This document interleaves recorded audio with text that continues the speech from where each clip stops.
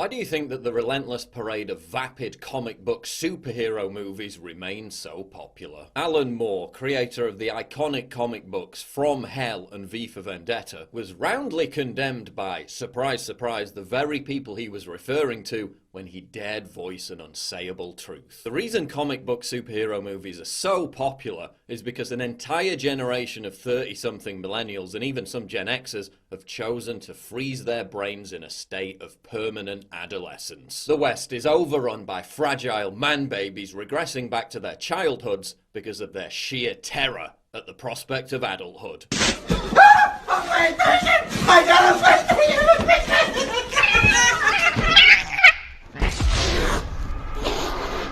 What exactly did Alan Moore say? I think the impact of superheroes on popular culture is both tremendously embarrassing and not a little worrying. While these characters were originally perfectly suited to stimulating the imaginations of their 12 or 13-year-old audience, today's franchised Ubermenschen, aimed at a supposedly adult audience, seem to be serving some kind of different function and fulfilling different needs. Primarily, mass-market superhero movies seem to be abetting an audience who do not wish to relinquish their grip on A, their relatively reassuring childhoods, or B, the relatively reassuring 20th century. What I'm gonna do if it doesn't?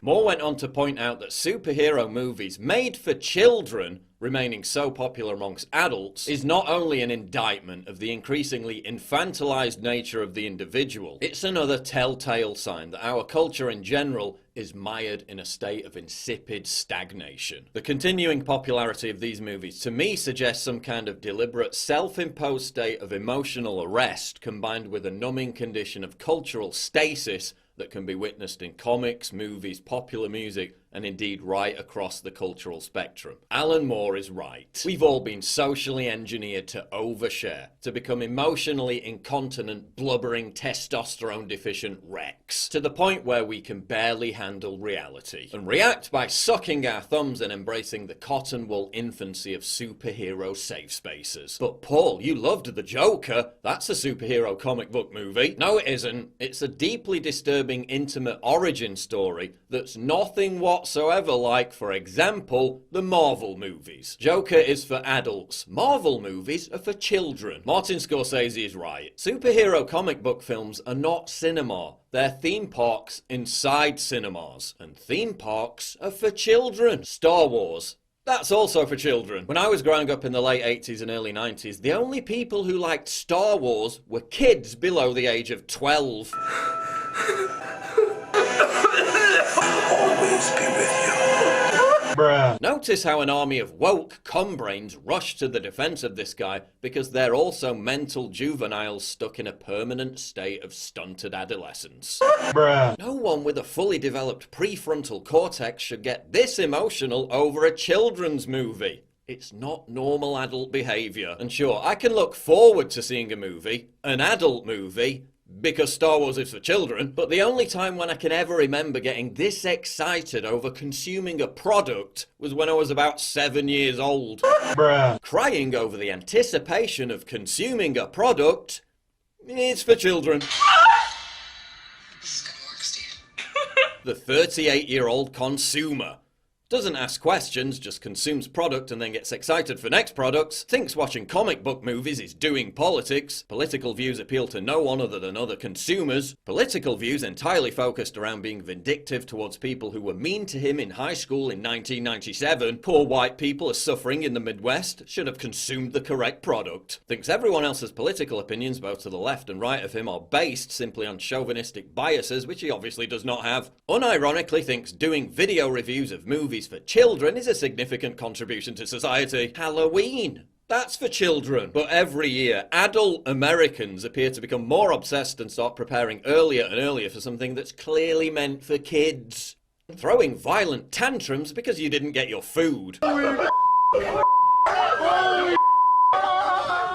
Fistfights, car crashes, even a murder. Yeah, this is going to sound pretty ridiculous, but all of that is over a chicken sandwich. Or because you didn't get it quick enough. Well, you guys are no Szechuan sauce? No. I want Szechuan sauce. Where's my Szechuan sauce? That's for children throwing violent hissy fits because you didn't get the opportunity to consume a product quick enough.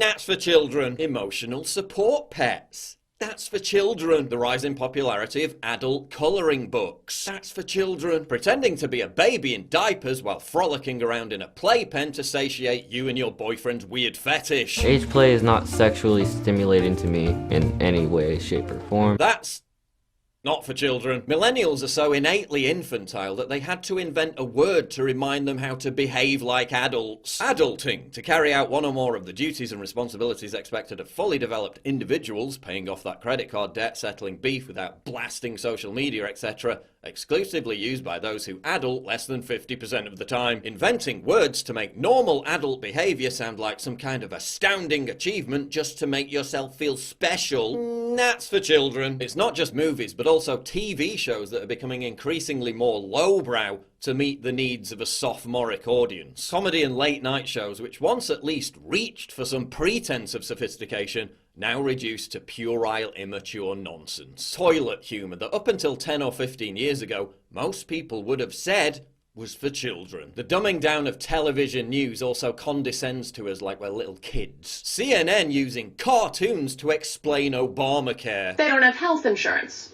Not good if you're worried about falling down a hill. BBC News presenters having to explain what the word capital means. There's been a huge plunge as well into capital coming into the country. Capital, just money coming into the country. You devaluate the currency, inflation goes up, it's a mess. Assuming a level of intellect that would normally be ascribed to children, given that these perpetual juveniles never want to grow up and embrace adulthood. Is it any wonder that birth rates in the US have plunged to a 30-year low, with people waiting longer and longer, sometimes into their 40s before they have kids? Is this obsession with superheroes also related to the increasingly atomized nature of society and the breakdown of the family? If your real father is some jobless 3-time divorced loser with an opioid addiction, maybe it's just easier to pretend Thor is your dad, but deluding yourself into thinking the king of Asgard is your father, that's for children. In the 90s and early 2000s, we were told to embrace the moment, to live in the now. But now that the now seems so unbearable, so terrifying, millennials appear to be constantly trying to flee to the safety of their childhood past. The ones who aren't permanently drugged on antidepressants find other ways to reach that state of blissful disassociation. Is it any wonder that ketamine is now the drug of choice for many 30-somethings? Ketamine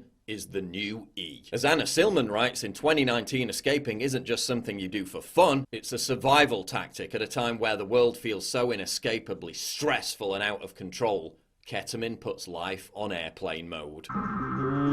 What? Having to sedate yourself with horse tranquilizer to dampen reality itself like the chemical equivalent of the time-out room, that's for children. According to a new Canada University Laval study, binge porn watching is also literally causing brain damage that leads to overly impulsive behavior, like in children. It's somewhat paradoxical that adult entertainment may revert our brain wiring to a more juvenile state. According to Professor Paul Kindlen, America is suffering from an epidemic of arrested emotional development, AED. AED is characterized by some combination of addiction, greed, immaturity, fear, blame, shame, resentments, anger, confusion, and suffering. This is manifesting itself everywhere. From the hasty adoption of LGBT identity simply as a means of ascribing to oneself uniqueness and eliciting narcissism, assuaging attention, to rampant exaggeration and oversimplification, labeling everyone who disagrees with you a Nazi, and immediately resorting to vicious personal attacks when someone challenges your opinion. The inability to accept responsibility and failure, to react with violent disrespect by defacing monuments and destroying property. AED is everywhere. And up until the last decade, any rational observer would have treated such symptoms